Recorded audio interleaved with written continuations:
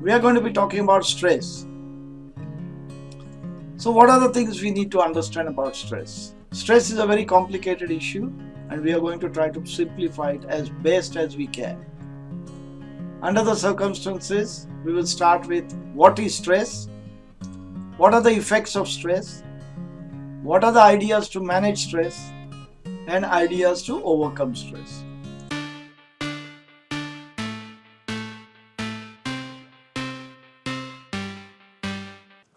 So what is stress? It is very important to note that stimulus is not stress. We as human beings have got into a situation where we think the stimulus itself is stress. Stimulus is not the stress, it is our response to the stress. So very important to note that stimulus is not stress, it is our response which is the stress. We also need to note that the same sort of stress under different circumstances is similar with plants and animals. And as human beings, we can have control over our stress response because it is our response to the stimuli.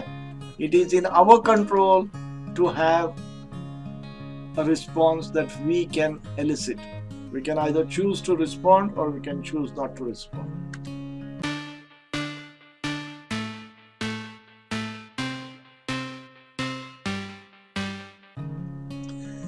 So what's the difference between plants, animals and humans? Let us look at that. Now when we look at plants, we look at trees, and when we look at that, we look at plants where animals graze and chew through the plants. We look at trees where people fell the trees with axe, do damaging things with stones, pick the fruits, pick the leaves, cut the branches, use it for firewood, use it for building houses, etc., etc. Believe me, every one of these acts, whether you throw some alkaline and acid stuff on grass, which makes it die, or whether you sort of break a plant, break a twig, it is a stress to the plant. Now, the limitation of the plant is plant cannot run away, so it does not have a fight or flight response. So it just puts up with it and manages itself. So the problem with plants is it overcomes its effects of stress. It is well documented in our ancient scriptures. I'm talking about Bharatiya scriptures, Sanskrit scriptures, Indian scriptures. That when you go to pick a fruit from a plant or a tree, when you go to pick a leaf or pick a flower from a plant or a tree, if you can pay your respects to that tree and say, thank you very much for providing us with these flowers, with these leaves, with it, I'm going to just take 2 fruits because I need it, or I'm going to take just 10 flowers for my use, and pay respects, apparently it seems to have a better effect on the plant. It is not as distressing. But of course, I don't know whether that much research has been done to prove that in terms of plant responses, but some work has been done and people have commented that that is the case. Now when we move to animals, when they have a stressor or a stimuli, the common response from the animal is either fight or flight. So if you have a dog and you're trying to shoo it away and it thinks its territory is important, it is going to fight. If it feels it can't overcome you, it is going to run away. So now the fight or flight response has started, and this we see in a regular manner. You try to shoo away dogs consistently, they will not come around you anymore, they will go away from your area and disappear.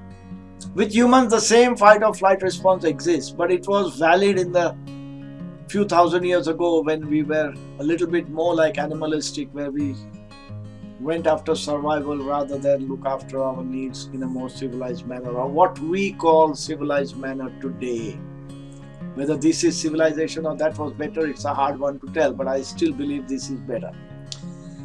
So in those days we fought over it. So if I was in love with a girl and somebody else was in love with a girl, then we just fought it out and the winner took all, and that's it. There were no arguments, there were no cribs. It was just an accepted fact of reality. But today that doesn't happen. Today it is like, oh, so now we will play games, we will do this. There is no fight response, there is no flight response. If you don't want to leave the situation, you keep persisting, you keep trying to get there. And such stressors then start building up, because stressors are basically your body response to the stimuli creating stress is changing into chemicals. It is not a case of just the stress remains there. Everything changes into chemicals. Now, something to note in humans or all animals as well and plants as well is there is eustress or distress. So when I was talking about you talking to the plants, that was eustress. The plants loved it and they were happier. But when there is negative stress, then it is called distress. And we all talk about the distress. We never talk about the eustress. We never talk about the happiness we get from being with somebody, etc. Let's take the touch of people.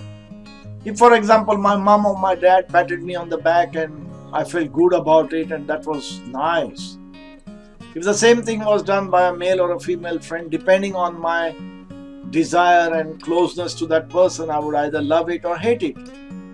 If it was a beautiful girl who I was in love with, and if she touched me, I would be like, oh, the moon, that feels good, keep doing so. Okay, so these are things that happen all the time, and we overlook the good parts of life and we just focus on the negative. So let us look at the whole thing in an open manner.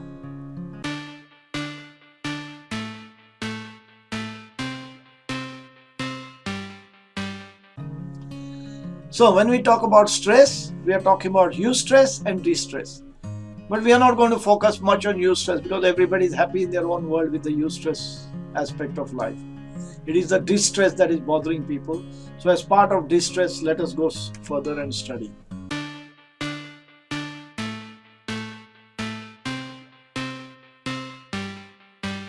Now, there are only 4 kinds of stimuli in the world. They are either physical, mental, emotional, or spiritual. Now we categorize that into more by saying there could be physical and mental combination, physical, mental, emotional combination, mental and emotional combination. But that is just making it more complex. The fundamental stimuli are always physical, mental, emotional, or spiritual. So somebody can be pricked with a thorn or a nail, that is physical. Somebody can be verbally abused, just say you're a useless fellow or whatever, and that is there. Somebody can be emotionally abused, and somebody can be spiritually abused, and we are going to talk about the spiritual side further down.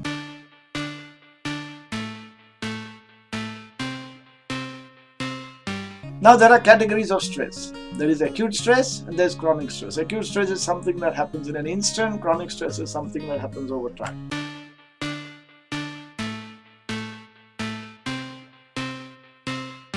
Now today's session is going to focus more on acute stress only. So this video will talk mainly about acute stress. And we are going to deal with chronic stress in part 2 of our series.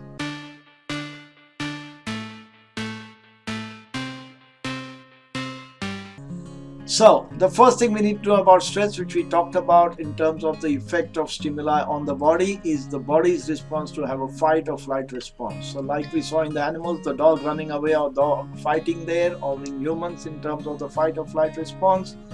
Fundamentally, as soon as that response is triggered, our body sends a lot of chemicals. Okay?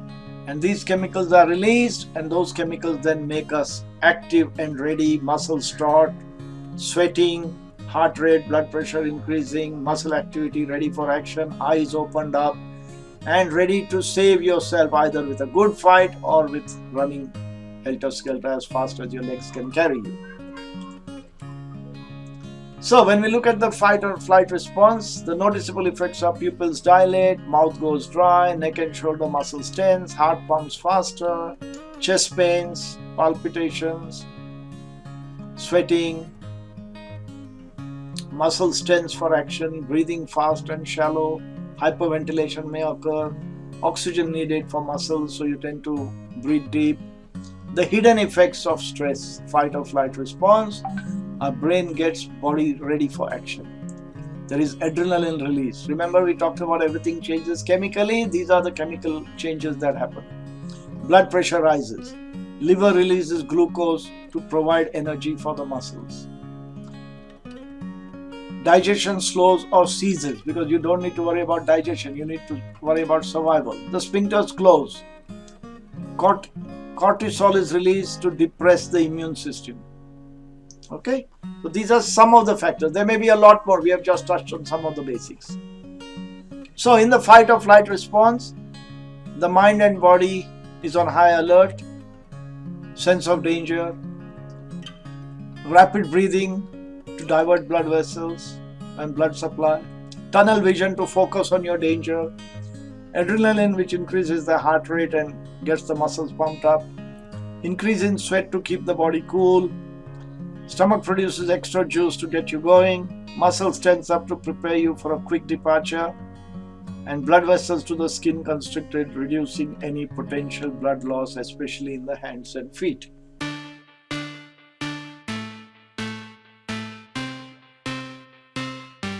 So, now we have talked a bit about stress, we have talked a bit about fight or flight response. Let us look at how it affects our body and why is all this very important. So, first we need to understand the normal functioning of our body. Now, when we talk about the normal functioning of our body, we need to look at on an XY axis, where on the X axis we have time in hours and the Y axis you have the level of stress. And we need to realize that every one of us, irrespective of who we are and how much stress we have in our lives, we all go through these levels of stress that are inherently in us and we manage within them. So what are the three inherent levels of stress? One is the essential amount of stress that we all need to have to get up and do things. Then there is an optimum level of stress where this level of stress is required to make our day an enjoyable day, a pleasurable day. If we had no stress in our life all day, it could be boring. And there is an upper limit of stress where if we reach that upper limit, we tend to crack, we tend to fail, we tend to sort of have problems, we tend to become unable to meet those challenges. Now remember, all these three levels, essential stress, optimum stress and upper limit, are all arbitrary and subjective to each person. So a strong person, let me give you the example of weights here comparatively. An unfit person, a fit person and a weightlifter. Let's say the essential stress for an unfit person, they can carry only 2 kilos very comfortably, they don't need to worry. A fit person may carry 5 or 7 kilos. A weightlifter may carry 25 kilos and say, that's minimum here, otherwise there's no weight in it. The optimum stress for an average person, unfit person, may be 7 or 8 kilos and he will say, that's a lot of weight, it's too heavy. A fit person may take 15 or 20 kilos and say, that's good, I feel challenged. A weightlifter may lift about 70, 80 kilos and say, that feels good, now there is something to carry, or 100 kilos. Now when we come to the upper limit, an unfit person may look at it and say, if I lift 15 kilos, that's too much, man, I will drop down. A fit person may say, no, 15 kilos is easy, but when it comes to 30 kilos is my upper limit. If you go to 35, I'll crack up, I'll be struggling, I might hurt my back or whatever. The weightlifter will say, upper limit? Yeah, give me 120. Now you give him 140 and he says, that is too much. But you can see arbitrarily how each one, because of their fitness, their weight carrying capacity is different. Similarly, at the mental level, at the emotional level, each one's capacity is going to be different. And this may be different for different people. The weightlifter may have poor emotional tolerance in terms of upper limit. And this combination is what makes us unique. So we need to understand that every one of us has got an essential stress limit, an optimum stress limit and an upper limit. And we'll go further to understand that.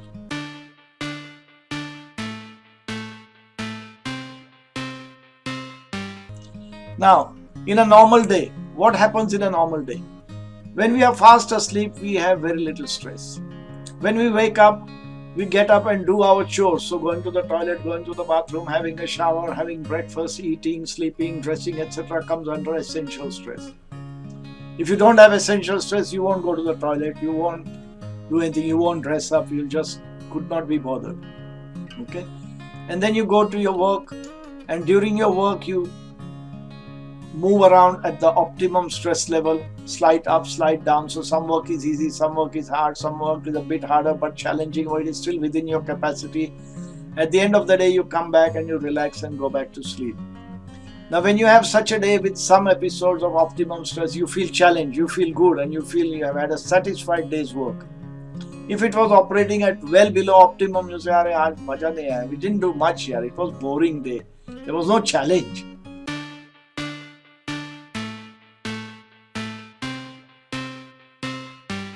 So now we were talking about acute stress in this session. So what happens under acute stress? Again, remember the same parameters of essential stress, optimum stress and upper limit exist. Let me take a very simple scenario. I'm on my way to work. I get up, change, dress up, hop in the car and take off. I'm in Sydney, driving to work for about 30-40 kilometers. I'm driving at about 80 kilometers. I'm driving around and next thing, bang, somebody hits me in my car and my car is off the road. I'm stuck in my car. Within seconds, I find somebody at my door opening the door and asking me to get out, and I'm stuck and I'm crying. Now, what has just happened? I got hit with another car. I've been in an accident. I've had acute stress. Now, see what my response is. I have not moved. I've got stuck there. My eyes are crying. I'm in shock. I haven't even released my seat belt. Somebody else has come out, opened the door and asking me whether I'm okay, and I'm not responding. I'm not unconscious, I'm just dazed. When he slaps me around and says, "Are you okay?" I say, yeah, okay, what happened? Then he clicks the seat belt, takes me out, puts me on the pavement, lets me rest, gives me a drink, and I'm looking around and saying, what happened here? Then when I look back and see, I find that the person who opened the door was in the other car. He also was involved in the accident. Both the cars are sort of write-offs. They cannot be driven anymore right now. They will need major repairs. But what was the response of the other person? As soon as that accident happened, he pulled to the side, or as his car stopped, he jumped out of the car, wanted to see who he can help, what is the problem. He came out, helped me, got me out, put me aside. Both suffered the same accidental bash up with the cars. One was in shock. That is the flight response. I wanted to get out of that situation. I did not want to live there, so I got myself in shock and didn't want to accept or acknowledge any of whatever happened. For all that I know, that few moments may be ever lost for me. I may never recall that. What happened in the accident, I don't know. Whereas the same accident, the other person, he jumped out of the car. He had the fighting response. He jumped out of the car, took his seatbelt off, came running to see me, got me out of the car, made sure I was safe. And this is the typical fight or flight response that we all go and experience day to day, day in and day out, across the country, across the city, across the village, across people, wherever we meet, in our own life, in other people's lives. There may be micro incidents of acute stress, or there may be major incidents of acute stress. Micro incident may be you're cooking at home and suddenly the gas, you drop oil onto the fire and it catches up. Now quickly you can turn the gas off and put a big lid on it or put a blanket over it and stop it. That will be a micro incident. Or you just step back and it burns itself out. And a major incident will be something like my car accident or fire in the house or n number of stories that we all have. But this is acute stress. At the end of the day, I come back, I go to sleep, but I might find I'm not as relaxed. You will see the graph. It is slightly higher than when I started, when I was in deep sleep yesterday. So I may still be affected and I might find myself not my normal self overnight as well. My sleep may be disturbed.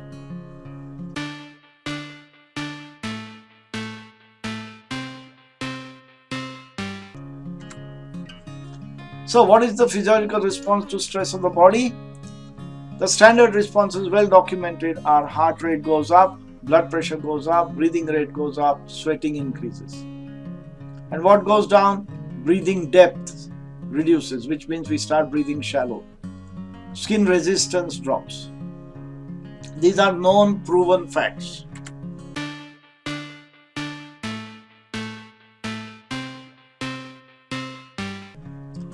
Now, stress symptoms. What is interesting is we talked about the stimuli. Stimuli are physical, mental, emotional, and spiritual. But the symptoms that come out of the stimuli due to the effect or our responses to the stimuli creating stress are also physical, mental, emotional, and spiritual. And they may be single, individual, or combined. Very rarely they are very purely physical. It is physical, mental, emotional, spiritual combinations that happen. Okay.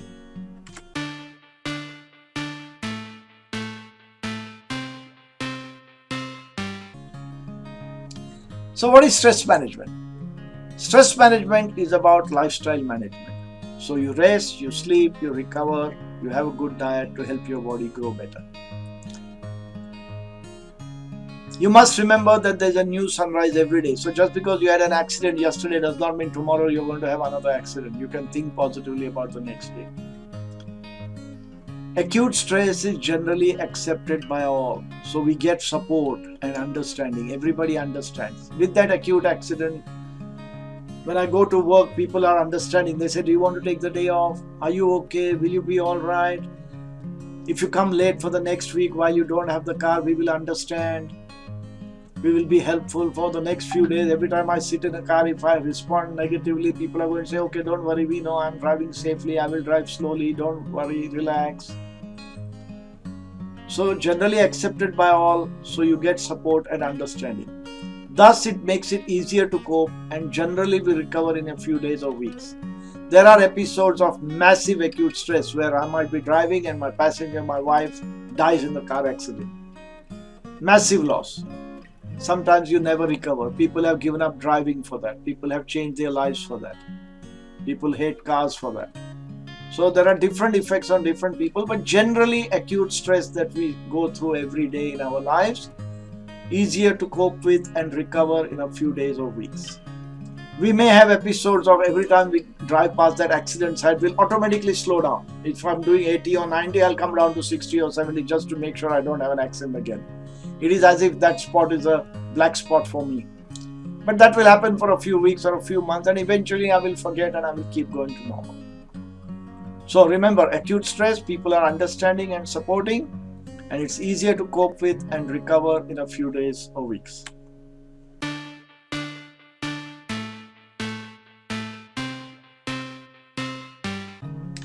So to sum up, we talked about understanding stress and in this episode we talked about acute stress. Now, when we talked about acute stress, we basically said stress is our response to stimuli. Again, let me emphasize, stress is our response to stimuli, not the stimulus itself. We emphasize that plants, animals go through the similar phenomena as well. And humans have a slightly different phenomenon now because we cannot go to the fight or flight response directly as we used to in ancient times or eons ago. Then we talked about acute and chronic stress and left chronic stress to a future video. We talked about acute stress and we talked about our daily routine and how our stress, if we have optimum stress, we enjoy our life. If we hit the upper limit, we crack up.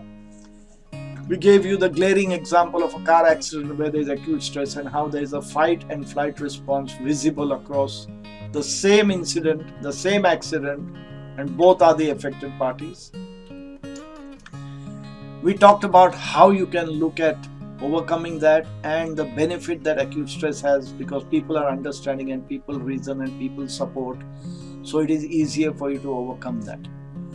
Now, with this concept of stress, I would like you all to go away with the fact that understanding stress and understanding acute stress is easier. I do not expect you to go through accidents and practice that and all that.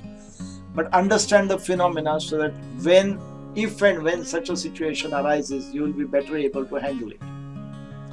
And once you have that change attitude about stress being not the stimulus itself, but your response to stimuli, you may start becoming a different person completely. And that is your slow progress towards better health.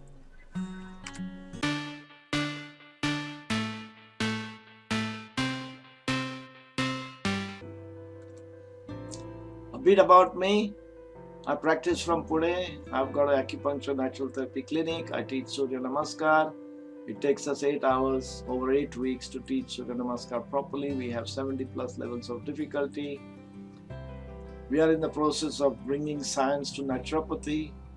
I'm a Shivambu practitioner and an expert at it, so I propagate that a lot. We are offering a free internet clinic for the last 4 or 5 years where people can contact me on email and I try to connect with them and give them advice that can help them in their health. Presently that's going worldwide and a lot of people are benefiting. At least that's what they tell me.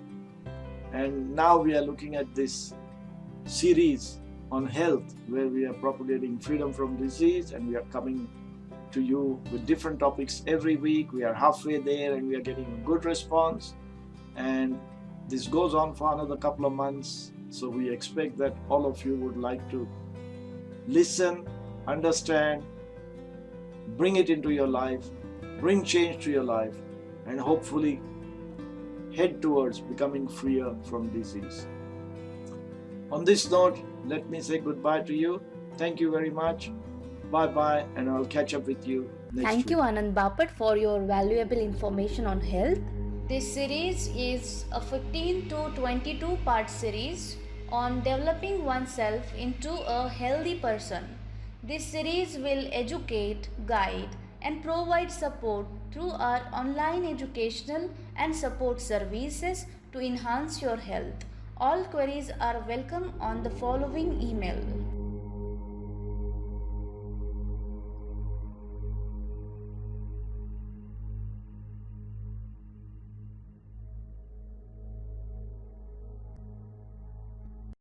Download app Health Siren for all health solutions at your doorstep.